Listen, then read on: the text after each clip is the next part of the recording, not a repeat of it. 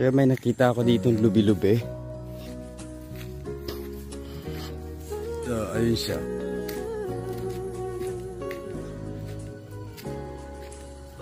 Ayun. Pwede kong kunin to. Gagataan ko mamaya. Tapos ito, meron din siya. Yeah, sorry sa pinsan ko na mahilig sa lubi-lubi. Ako ang nauna dito sa Albay. Ako nauna dito sa Albay. So, ako ang kukuha nitong lubi-lubi na to. Ayan o. Ito, kukunin ko to. So, ito. Panggulay ko mamaya.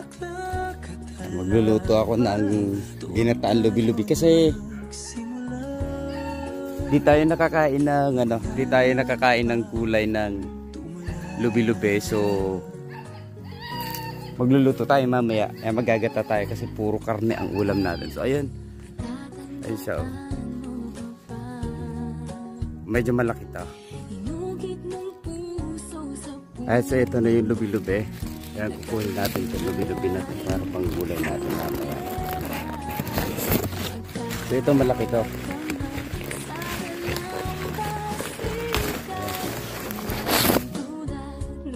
So wala na ito na. So yan. Malaki yung lubi-lubi. So nakadalawa tayo ng lubi-lubi dito. So ayan. Ito. Yeah. Gugulayin natin ito mamaya. Ayan, so, sino mahilig sa mga lubi-lubi dito? Sa mga lubi-lubi dyan. Ayan, shout out sa inyo dyan. So, eto, madami siyang tanim dito sa, sa gilid ng mga lubi-lubi. Nga lang, wala na siyang mga bagong katulad nito. Wala siyang bago nito. So, ayan. Madami yan dyan sa gilid. So, ayun, nasa ilog na yan. So, pwede rin tayong maghanap dito sa part na yan. O, total malinis naman dyan. So, pwede nating haluan ng talong. Yan, so, madaming talong dyan. Kaso maliliit at inabot ito ng init. So, kaya walang gaanong mga bunga. So, siguro mamaya ko na ako kuha ng talong. So maghahanap muna ako ng madaming lubi-lubi. So para masarap ang ulam natin mamayang gabi. Kasi gulay is life tayo eh. Ayan na, pwedeng umakyat ng nyog.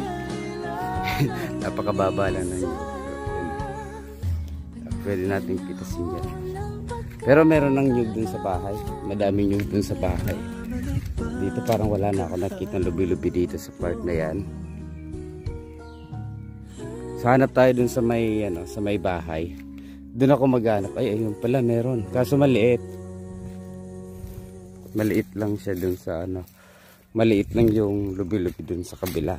Ayun. Bata pa. Kukunin natin yun mamaya. So, medyo madamo lang to. Medyo madamo sa dadaanan natin. Ito, Makati tong mga damong to. Paborito yan ng mga alaga nating kalabaw. Ayan. Ito, maliit lang tong maliit lang tong mga lubi-lubi na to. Ayan. Kukunin natin. So ito, kukunin natin to. Lubi-lubi. Dalawa. Daming langgam. Dalawa, nga lang maliit lang siya. Yung isa, medyo matigas na yan. So, pinaglipasan ng panahon. So, meron tayo na nitong dalawa. Tapos, eto.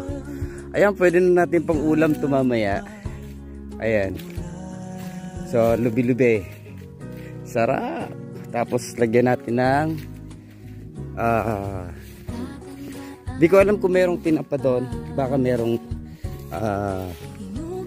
daing lang ata yung nandoon na panghalo natin dito. Tapos dalawang buong na nyog. So magano tayo, magkukudkud tayo ng nyog mamaya. So So dahil ano lang, tatlo lang kami dito sa bahay ngayon.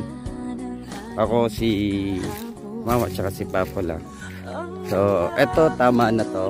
Etong 4 na piraso, ano na to, lubi-lubi.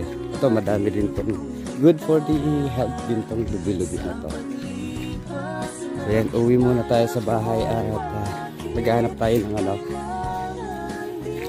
maghahanap tayo ng nyog para dito sa ginataan lubi-lubi. Medyo malayo yung linakad ko kanina. So ayan. So eto, pwede tayong kumuha nito ng pwede tayong kumuha dito ng 2 piraso ng nyog. So panggata natin dito sa lubi-lubi. So ay baka abutin ko nga pala yung rito, yung pagpapakuha ng mga nyog kasi malapit ng 1 month na yung niya. May mga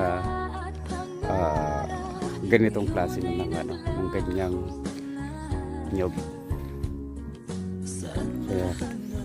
So uwi muna tayo sa bahay, mamaya magkano ko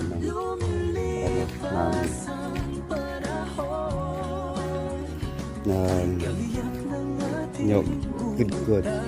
Tapos ito, pwede tayong kumuha ng dyan. Pwede tayong kumuha ng mangga dyan.